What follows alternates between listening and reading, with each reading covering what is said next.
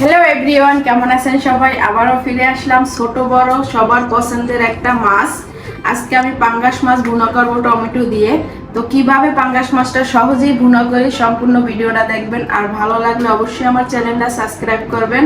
তো চলুন মাছগুলো প্রথমে ভেজে নিই। তো প্রথমে আমি একটা ফ্রাই প্যান নিয়ে নিয়েছি, ফ্রাই প্যানে আমি তেল দিয়ে দিব। আর তেলটা বন্ধুরা গরম হতে থাক, আমি মাছটায় মশলা মাখিয়ে নিব। আমি দিয়ে দিব প্রথমে হলুদের গুঁড়া, আর দিয়ে দিব মরিচের গুঁড়া, দিয়ে দিব অল্প করে লবণ। এখন মাছটা আমি ভালো করে মাখিয়ে নিব। তো বন্ধুরা, মাছটা আমি খুবই সুন্দরভাবে হলুদ মরিচ মাখিয়ে নিছি, দেখেন। এখন তেলটাও গরম হয়ে গেছে, তো আমি মাছটা এখন ভেজে নিব। আর এই মাছটা ছোট বড় সবাই খেতে পছন্দ করে, কারণ এই মাছটা বন্ধুরা টাকা কম, এই জন্য আমি লাল লাল করে মাছগুলো ভেজে নিব প্রথমে। তো বন্ধুরা, মাছটা আমি এক সাইড ভালো করে ভেজে নিচ্ছি, এখন উল্টে দিব। দেখেন লাল লাল করে ভেজে নিচ্ছি। আর পাঙ্গাস মাছটা এইভাবেই ভাজতে হয়, তাহলে ভুনা করলে খেতে বন্ধুরা অসাধারণ পাবে। সবগুলো মাছ আমি উল্টিয়ে দিব। তো বন্ধুরা, মাছটা আমি অনেক সুন্দর করে ভেজে নিচ্ছি, লাল লাল করে, দেখো। তো এখন আমি মাছগুলো নামিয়ে তুলবো। আর দুটো পাশে আমি একরকম করে ভেজে নিচ্ছি। মাছটা আমি এখন নামিয়ে তুললাম, আর একটা কড়াই দিয়ে দিলাম মাছ রান্না করার জন্য। তো বন্ধুরা, মাছ ভাজার যে তেলটা ছিল, আমি তেলটা দিয়ে রান্না করবো। তেলটা দিয়ে দিব। আমার আর একটু তেল লাগবে, তো আমি আর একটু তেল দিয়ে দিব। তো আমি এখন দিয়ে দিব পেঁয়াজ আর মরিচ, পরিমাণ মতো পেঁয়াজ দিয়ে দিলাম, আর দিয়ে দিলাম সঙ্গে কাঁচা মরিচ। আর সবাই তো জানেন এখন রমজান মাস, খানা কম হয়, শুধু একবেলা আমরা খাই, এই জন্য রান্নাও কম করি, কারণ আমরা দুইজন মানুষ। তো পেঁয়াজটা আমি এখন ভালো করে ভেজে নিব। তো বন্ধুরা, পেস্টটা আমি ভালো করে ভেজে নিয়েছি, এখন মশলা কষানোর জন্য পানি দিয়ে দিব।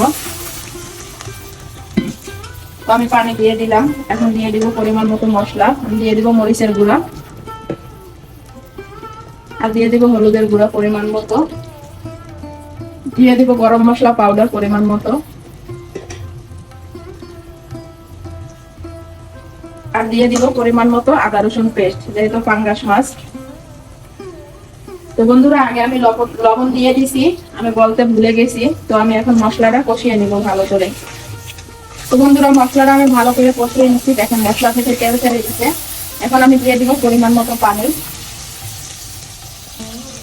পরিমাণ মতো পানি দিয়ে দিলাম।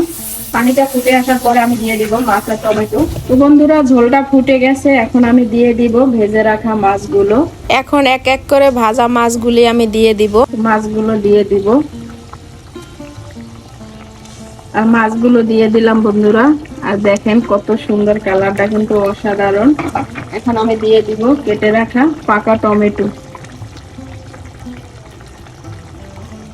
টমেটো দিয়ে দিলাম। এখন আমি 5 মিনিটের জন্য ঢাকনা দিয়ে দিব। তো বন্ধুরা, মাছটা আমার হয়ে গেছে, এখন আমি দিয়ে দিব কেটে রাখা ধনিয়া পাতা। আর ধনিয়া পাতা দিলে তো তরকারির স্বাদটা দ্বিগুণ হয়ে যায়, আর অসাধারণ একটা ঘ্রাণ আসে। তো আমি ধনিয়া পাতাটা দিয়ে দিলাম।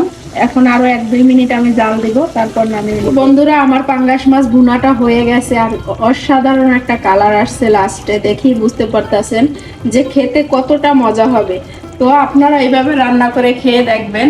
আর বাচ্চারা তো অনেক পছন্দ করে, যেহেতু এই মাছটা কাটা নাই। তো আপনারা এইভাবে বাসায় বানিয়ে খেয়ে দেখবেন, খেতে অসাধারণ লাগবে। আর ভালো লাগলে অবশ্যই আমার চ্যানেলটা সাবস্ক্রাইব করবেন, আমার পাশেই থাকবেন, আর আমার ফুল ভিডিওটা দেখবেন। আর আপনারা অবশ্যই আমার ফ্যামিলির মতো, আপনাদের জন্য রইল অনেক অনেক দোয়া এবং কি ভালোবাসা। তো আল্লাহ হাফেজ, আবারও ফিরে আসবো নতুন কোনো ভিডিও নিয়ে।